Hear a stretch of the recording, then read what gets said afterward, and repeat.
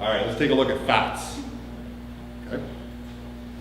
So we're going to take a look at healthy fats. What is a healthy fat? Different fat types. What makes a healthy fat? Why are fats important? And we're going to look at a really special type of fat, the omega fats. Anybody heard of omega 3, 6, and 9 fats? Anybody use 3, 6, 9 or 3, 6s? Okay, perfect. Let's see if we can change that a little bit. All right. So what's a fat? It's an organic molecule made up of carbon, hydrogen, and oxygen. Okay? Remember, carbohydrates are made up of carbon, hydrogen, and oxygen. Protein, carbon, hydrogen, and nitrogen. So your body, again, can break down all these components and reassemble them. So what does fat do in the body? Well, as we talked about earlier, it's an energy source. It provides a little bit of insulation. It provides protection. Okay? It forms our brains and our nervous systems. Okay? I'm sure those of you who have had children, when you're pregnant, they talk all about the DHA and why it's important for your child, and certainly get healthy fat because it's what forms our brain. Okay, it forms all your nervous system. Okay, it suppresses inflammation, healthy fats. We'll talk a little bit about inflammation. It boosts your immune system, forms the cell membranes. Every single one of your cells in your body has a membrane around it, and that's what encases it, and that's what allows your internal cell to communicate with the outside world. That's mostly made of fat and protein. Predominantly fat. Let's talk about fatty acids. Two big categories that they fall into, saturated and unsaturated fat. We also talk about polyunsaturated, and we'll just consider those unsaturated fats for the purposes of our information. So here we have an unsaturated fat. You can see there's a couple open carbons.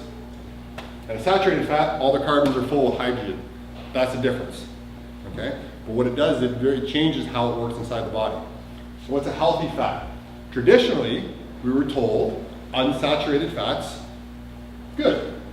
Saturated fats, bad. Current understanding, and the way that we like to think about it now is natural, unprocessed fats, good. Processed fats, bad. Okay? Saturated fat, that's animal fat. And for a long time, as hunter-gatherers, when we would hunt, fat is a great energy source, and thousands of years ago, we didn't know when we were going to eat. So eating animal fat, we had diets very, very high in animal fat. We had diets very, very high in animal fats, not just land animals, but sea animals. Okay? Fish, all kinds of those things. Salmon oil is one of the most healthiest fats out there. I'll talk a little bit about why that is, but those are saturated fats. So saturated fats mostly from animals, tropical oils. They're usually solid at room temperature. Okay, monounsaturated comes from our avocado, nuts, seeds, kind of our plant-based, and most oils are unsaturated or polyunsaturated. So instead of just one of those carbons being open, multiple carbons are open, and it's the way they just behave in the body. So what's the unhealthy fat? Trans fats. These are poison. These are about one of the most toxic things you can put in your body for a couple of reasons. Hydrogenation. Hydrogenation takes an unsaturated fat, pumps it full of hydrogen, to create a saturated fat. Margarine, if you didn't process it, would be liquid at room temperature.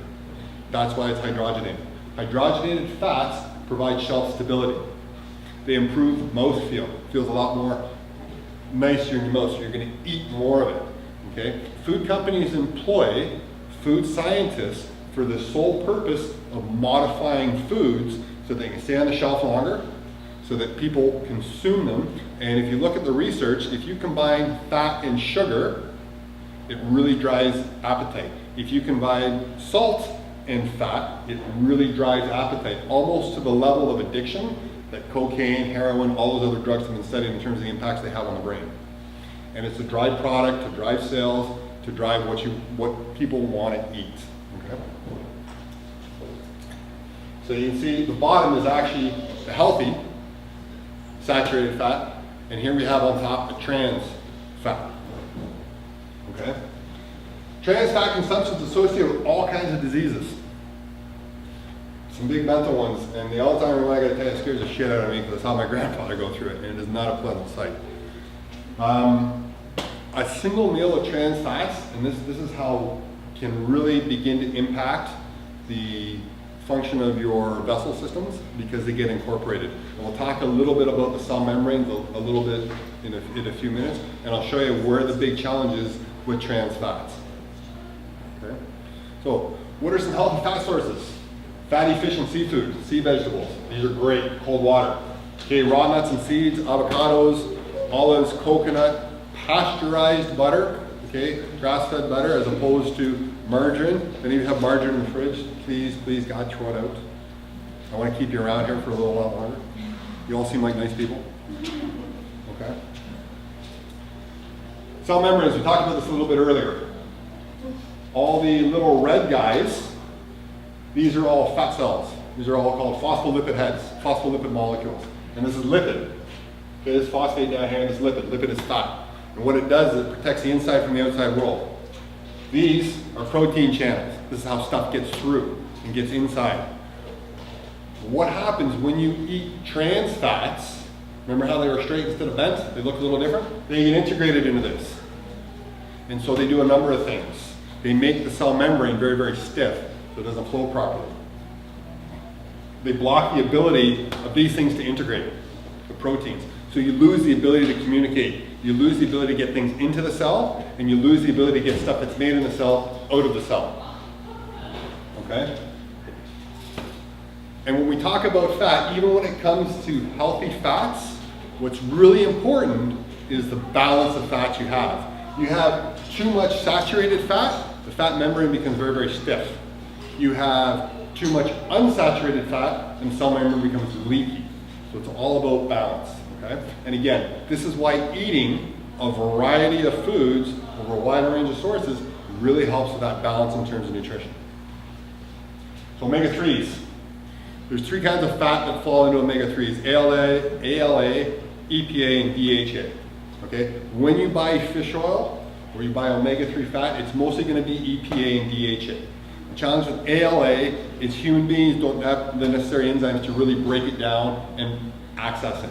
So this is what fish do for us. ALA comes in algae, and fish eat the algae. They process it and they turn it into the EPA, DHA. DHA what makes up a lot of your nervous system in your brain. Okay. So we talked about inflammation. I'm sure everybody's heard about inflammation. So inflammation in and of itself is not a bad thing. It's actually a very, very necessary thing. Inflammation is our body's signal to start our healing cascade. Okay, it's what triggered all the things that have to happen when you have an injury. When you cut yourself, you've started an inflammatory pathway.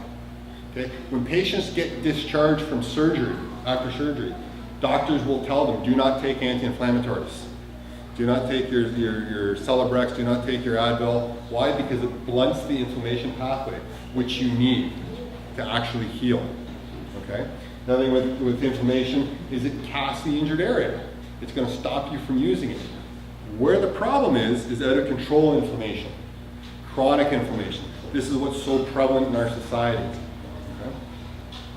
It leads to a lot of the joint pain, a lot of the arthritis that you feel. Arthritis is an inflammatory disease. And the more that you eat, and the more things that you eat that contribute to inflammation, the more you're going to ramp up all that joint pain and arthritis. Okay? A lot of the cardiac problems we have are inflammatory based. Heart attacks, ischemia, clogged arteries, blocked arteries, they're inflammatory based, and they're it's like pouring gas on a fire. Okay, a lot of the autoimmune diseases that people suffer from, psoriasis, all those things are inflammatory based diseases. Right? Omega-3s, they block the inflammatory pathway. They actually will stop and knock it down. Omega-3s, if you're taking a lot of fish oil and you go to have surgery, it's something you should tell your doctor about. Okay? They're that powerful. So what do? They provide energy and they compose a significant part of our nervous system. This is why we want to eat them. They improve insulin sensitivity. When we talk about carbs, we'll talk about the whole idea of insulin sensitivity and why that's important. They also help with protein synthesis. Again, making proteins, making the enzymes, making the things that we need our body to function properly. Repairing damage from exercise, helping to grow that muscle, jacking up our metabolic rate. So this is where we've run into a bit of a challenge in our society. It's our fat balance, okay? Typically humans used to eat a good balance. It was almost a third, a third, a third. And it was just based on availability. Now, it's heavily process saturated, and then everything else is unsaturated. Why? Because that's what we were told was healthy. So most of what we eat if we're eating the omegas, a lot of people eat a whole lot of omega-6. Why? Because that's what comes from the vegetables and the plants, and that's what's in a lot of the stuff we eat. Where our deficiency is in the omega-3s. It should be a 1-to-1 ratio, because omega-6s are actually pro-inflammatory, which again is something good. In the right situation, inflammation is very, very, very important.